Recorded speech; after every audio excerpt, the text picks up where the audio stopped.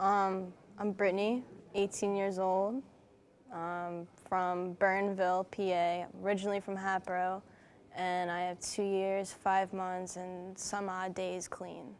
Okay. So I hear that you're going to be attending at Penn State University. What made you choose Penn State? Well, I'm going to go to Penn State Berks, which is community college. It's not the main campus, but it's actually a couple minutes from my house, and I heard like they have a good program for substance abuse counseling, so I might do my master's degree there. Haven't really decided yet, haven't committed, but I think that's where I'm going to go. So what do you plan to do with your degree? I want to do things differently, and so when I started getting clean, my counselors, they weren't in recovery. Like I feel like they judged me and they didn't understand. Like, how could you talk to someone and get help from someone when they have never been there? They've never been in that rock bottom. So I want to take my story and be a counselor for substance abuse and like tell kids it's okay if you're 16, it's okay if you're 14, 18, whatever it might be. You're never too young. Like, you don't have to be like those 30-year-olds that are now just getting it at age 30. So that's what I want to do with it. And then I want to also open an adolescent halfway house, because there's nowhere for adolescents to go. They go back to high school and they wonder why they didn't stay clean, or they wonder why they died, or you know what I mean? So, but there's only one in Illinois, and I was actually supposed to go there after treatment, but it's too far from home. I wouldn't really succeed out there because I don't have a support group, nothing. So that's what I want to do with it. Okay, so now I think we're going to start at the beginning. So how old were you when you started using drugs? When I started using, I was 7, is when I picked up my first drug, and that was marijuana, pot.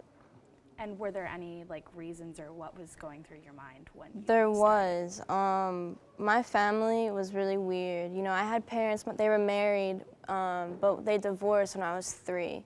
And from that point on, my family situation got really weird. And when I was 5, my mom got in a different relationship, and this guy introduced her to methamphetamines.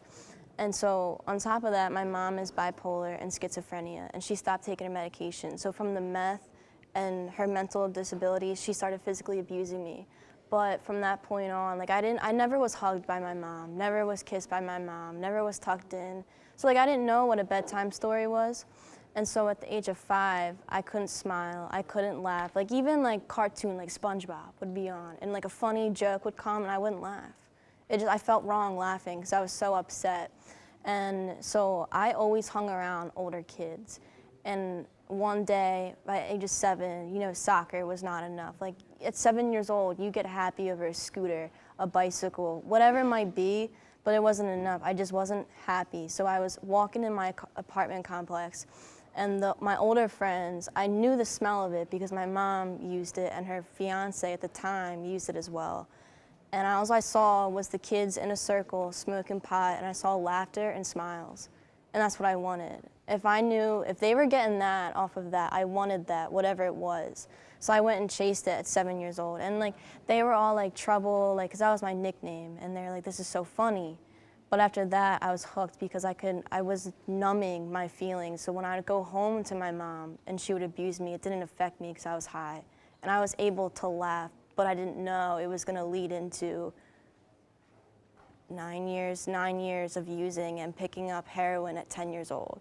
You know, so it's crazy how fast it went. And like, I have addiction in my family, and I was hooked instantly. You know, like pot isn't physically addicting, but it was for me, and it's also mentally addicting. And that's what I do every single day, was smoking pot at 7 years old, and it started from there. Do you think that's the reason why so many people struggle with drug addiction, is because they feel something like you felt and they just want to numb their pain? Growing up, I thought you had to come from a bad past to use, but that's not the case. Like, that's so textbook. Everyone, it's like they think you have to come from a bad past to use, but in my opinion, it's not. You can be in high school and like your friends start doing it, so it's an experiment. You're trying it out. You're going to those parties, having a sip of beer, and all of a sudden, like in your head, your endorphins, it's like they're saying, I like this. But your experiment is no longer experiment, it's addiction. So like some of my friends who I used to hang out with, the weekend parties, some of the kids would stop at the weekend. Sunday night when that comes, they'd sober up to go to school Monday. But my friends, Monday, Tuesday, Wednesday, Thursday, Friday, was all using. So it can become an addiction with that. You know, you don't have to come from a bad past. Anything can get you, and like eventually, like you like it so much, you want more and more and more. Like shoes, you know, like 2 years ago, Toms were very popular. You had every color. Same thing with drugs. Like once you find it and you start liking it, you want more, and eventually, like it makes your life unmanageable. So you did drugs for a very long time. Why do you think you did drugs for such a long time? I couldn't stop. I lived with my mom from 5 to 14. And when I was 14, I had an intervention. I was getting off of detention from school freshman year, and my grandparents, who I lived with, said, you know, we're gonna go to Lowe's and get a pot for grandmom. I didn't think anything of it, because my grandmom was into gardening and everything, so I'm like, all right, that's normal. We passed Lowe's, and I said, we passed it, and they said, we're going to Doylestown for an intervention. And I said every curse word in the book at them. I was so pissed off, because growing up, that's all I knew. From 7 years old, you know, I couldn't tell you my favorite color. I couldn't tell you my favorite sports team, but I could tell you my favorite drug, and that's messed up to say.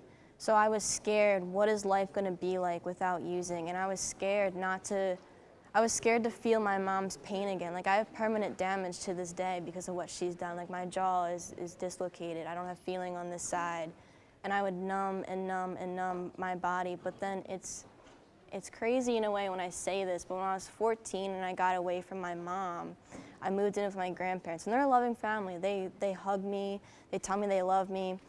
And from my mom, I didn't feel worthy enough of their love and support, and I still used 2 years later, so I was 16, and I just couldn't stop. It's a monster. That's addiction. It gets you, and you go through withdrawal, and then through those years, I lost all sense of hope. You know, the light at the tunnel, they say. I couldn't find it. I really couldn't. Does that mess up? It's okay. All I could find was another bag. Waking up, not being able to know what I did last night, or waking up with a needle in my arm. That was my life, was addiction. That's how I felt somewhat normal. I could talk to you, hi, as anything. I could play soccer, hi. But sober, I didn't know, I felt awkward.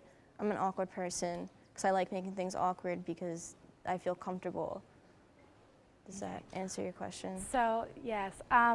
You said that you still struggled with your addiction after your grandparents gave you an intervention. Why do you think that intervention wasn't successful? I was scared to give up the drugs, you know. So at 14, it was 7 years of using it. 4 years of using heroin every single day. Like I couldn't imagine what I would do without it. As soon as I wake up, I get high. To get a shower, I get high. After shower, I get high. Eat my breakfast, I get high. Everything was getting high. And so what my counselor did when I was 14 is she gave me a piece of paper, and she said, write down everything you do during your day. And so I wrote my list down of like my daily agenda. And she said, erase everything. She said, erase everything that's associated with getting high. My paper was blank when I erased everything, because everything I do was getting high. So I didn't know, I was really scared. I wasn't ready. I wasn't ready to surrender, is what we say in the program of surrendering. I didn't know what to do, so I stuck with it.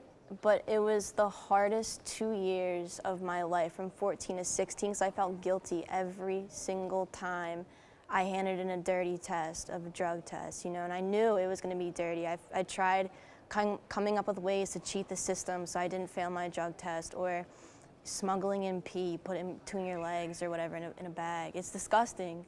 But I didn't want to go away, you know, so you do everything you can to not give it up or not get caught. You said that you started out using drugs like marijuana and then going to harder drugs like heroin. How was that process? Do you believe in the process of the gateway drugs? Of pot being a gateway drug? Mm-hmm. That's a hard question, and I don't want to advocate that pot is a gateway drug, and I don't want to say it's not. Mm-hmm. for me, I'm gonna speak personally on, for me, pot got boring. It wasn't enough, you know, and also, pot is expensive. It's $20 a bag, where a bag of heroin is $5. So a kid who doesn't have a job, that was for me. And I experimented with other drugs from 7 to 10. But after a while, it was boring. You know, it wasn't numbing my pain anymore. I had to smoke more to get to that first high. And you'll never get your first high. I don't know why, but you just don't.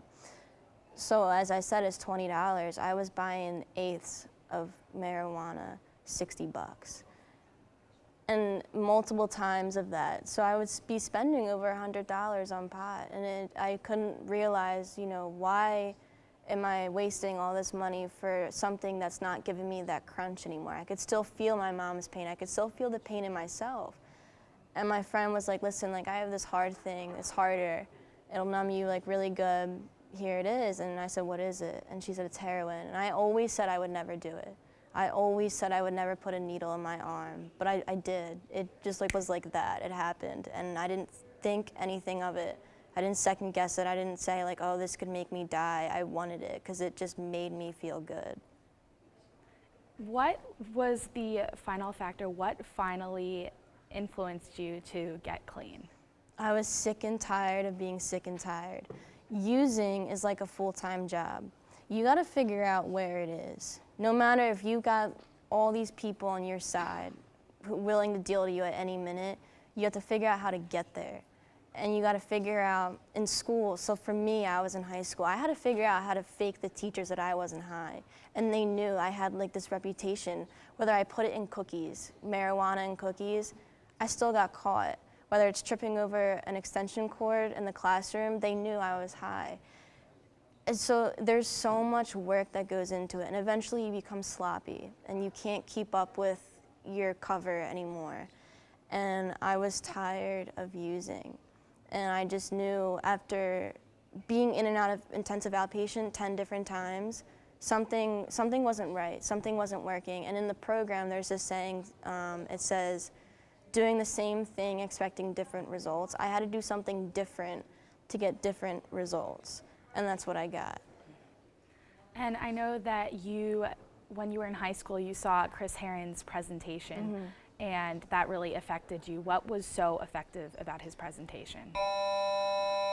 Honestly, 2.5 years back, not much. Not much, because at the time I was withdrawing. I mean, he was inspiring, don't get me wrong. But I would have never went up there if it wasn't for my superintendent of the district, Dr. Griffin. He made me go up there and say, you're going to tell him you were 7 years old when you started using. You're going to tell him you were 10 years old when you started using heroin and that you're still on heroin and how much you struggle. And all the kids in my high school, I was known as the biggest dope fiend. I was, you know, leaning against the wall in high school to get to my next class, crawling on the floor because I'm so sick. There was this one teacher who would hide me in her room throwing up because I had to go to school. I was in trouble with truancy. So I said that to him, and instantly he gave me a hug. And something clicked in my head, this is it. This is your different result you're talking about, not doing the same thing. And I don't know how it really went down. I was on a 22-day suspension, like I said, and I don't know if my school was working with him at the time during those 22 days, but we went on a little walk that wasn't really a walk after he spoke to the public. And you know, he said, listen, I can send you to treatment. Do you want help? And the first time in my life, from 14 to 16, I finally said yes. Like I put my hands up and I surrendered. Because I knew if I didn't get it now, I would be like those 30-year-olds getting it, no kids, or maybe having kids and they're in a dysfunctional family. I didn't want to be like my parents, struggling, getting kicked out of apartments, losing cars, $20,000 in debt. So I said, yeah, I'll accept your help. And in a day and a half, not even, pretty much overnight, he knew where I was going. He sent me to care and treatment centers in Warnersville. The next day, he spoke to the kids, like we just did now. And rumors went everywhere, like, oh, this is the Project Purple kid. You know, everyone couldn't believe it that me, like I was getting help, and that Brittney Sulat accepted help for the first time in her life. And then January 10th, I went to Karen for 3 months, and that was that. And what has helped you stay clean for the past 2 years? Getting in service.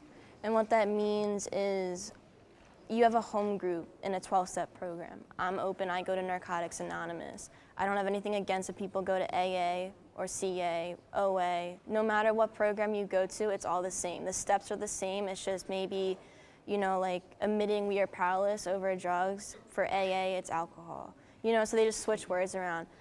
But after you get a year of sobriety, recovery, whatever you want to call it, you can get in service through H&I, which is hospitals and institutions.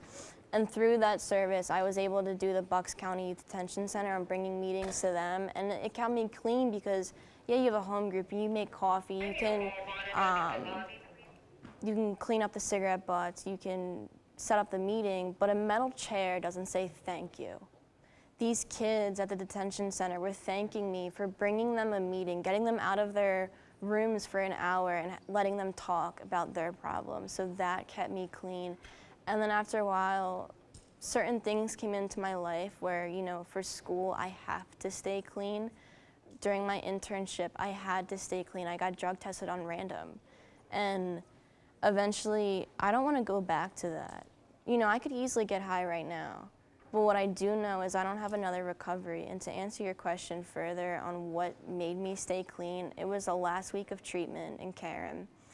And I was making reservations. I was plotting to get high again. After 3 months of like starting to love myself, I was able to look in the mirror again and accept what I see after 3 months, and I was about to throw it all away. But I had this dream where my great-grandparents like were in my room and my duffel bags were on the ground and they snapped their fingers and we ended up in the cemetery. So all I saw in my dream was my great-grandfather's dream, my great-grandfather's grave, my great-grandmom's grave, and then next to hers was mine. And I knew I had to stop.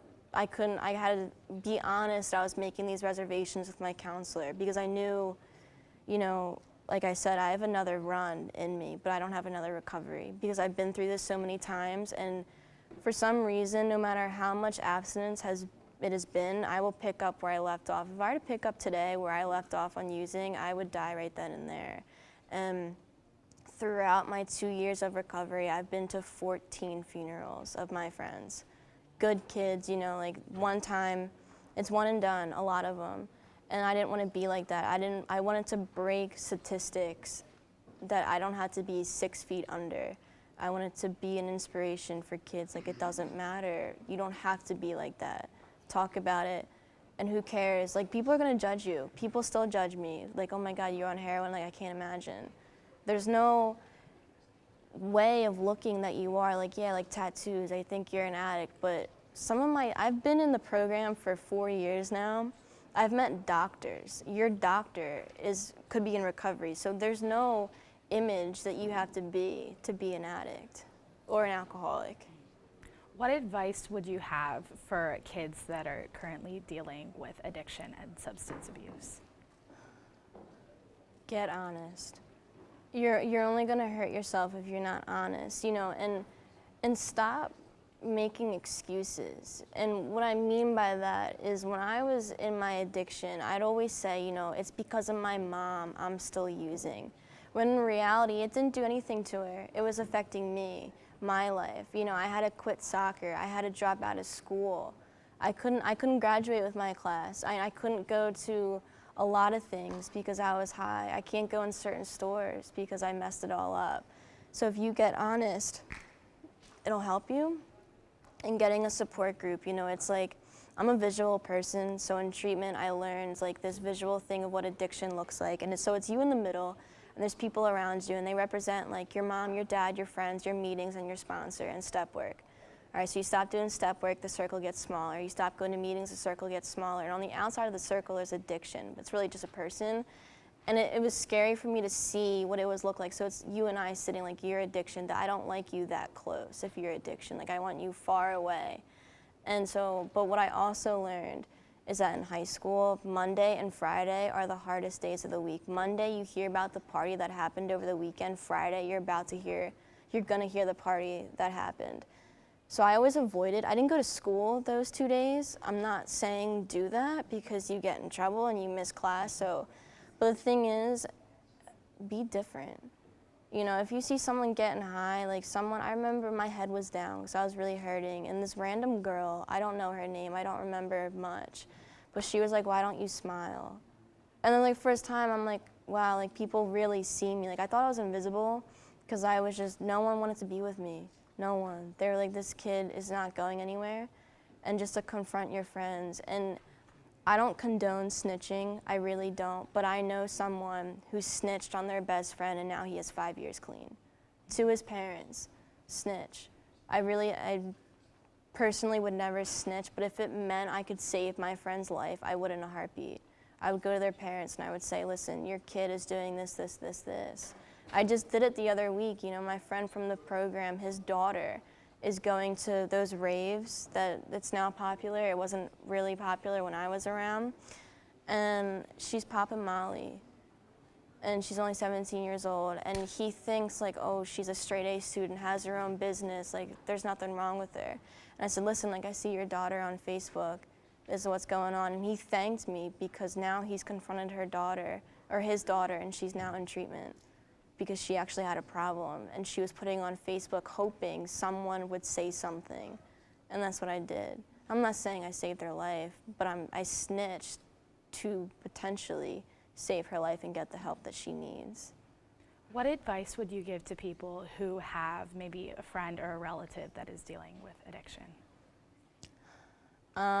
Like I said, talk about it, talk about it, talk about it. When I was really wrapped up in my addiction, my friend, we used to have like heart-to-hearts in random parking lots, and she'd be crying because like she's my best friend, and she's like, you know, they called me sloth in high school, I will admit that, because I'm really slow, but I was also high, but like I don't like walking fast. So she would say like, sloth, like I'm so concerned about you.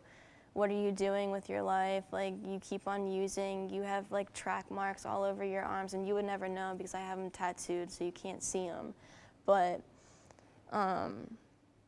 knowing someone cared, because I couldn't care about myself. So they always say in the program, let me love you till you love yourself. That's what she said. And eventually like I started realizing like all these people really do care. You know, because I always thought like, don't you ever wonder like what would happen if you were dead for a day? Like who would be at your funeral? I don't need to experience that. I know people care, even if I don't know them. It's amazing how close a school can get when someone passes away because you support each other. And that's what you have to do. You have to support them and just go towards that cliff and take the risk of confronting them.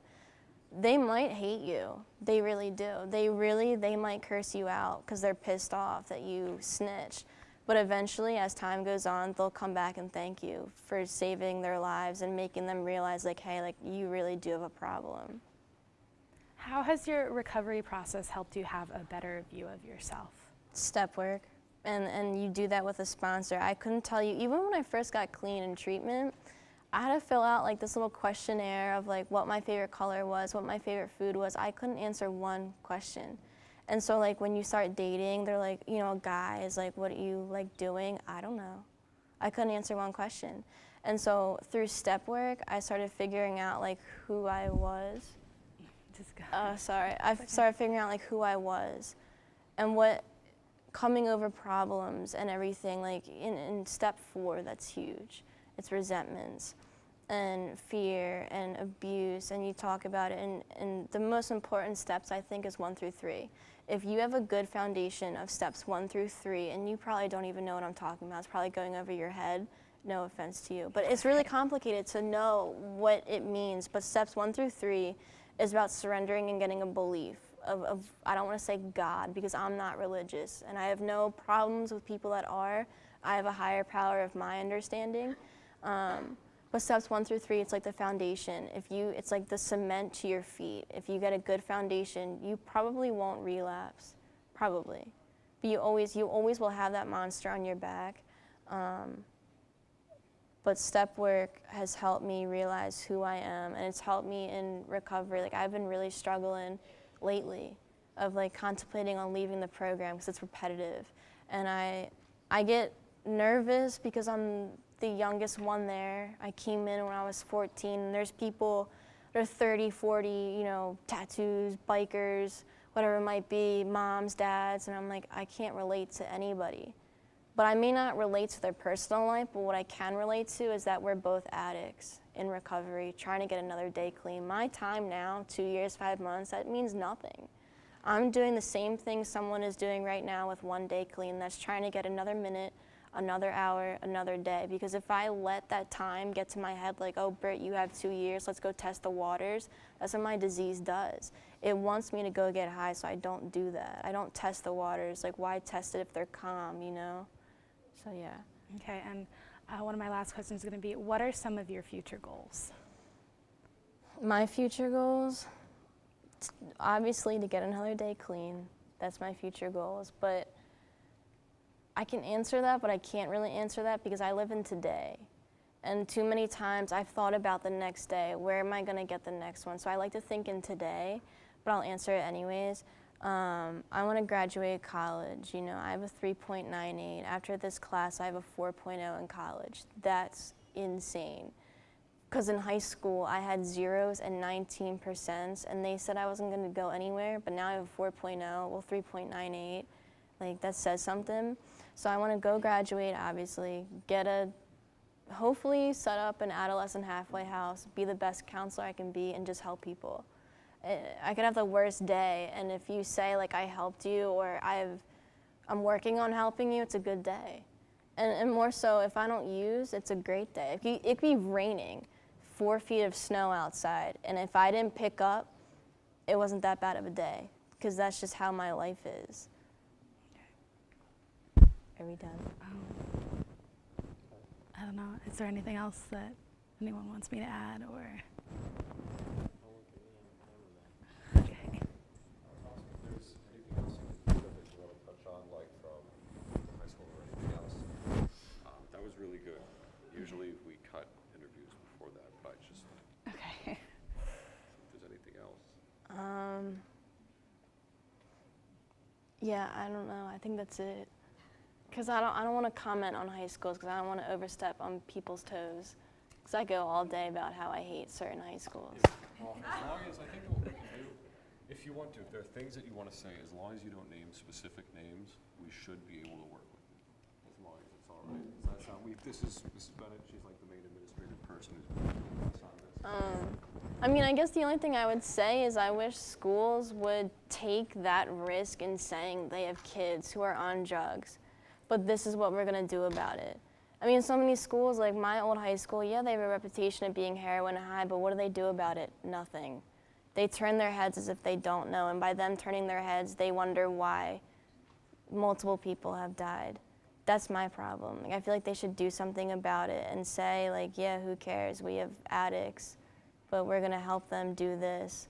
We're going to help them do that instead of suspending them. Like, I get it, it's a consequence. You have drugs on school grounds.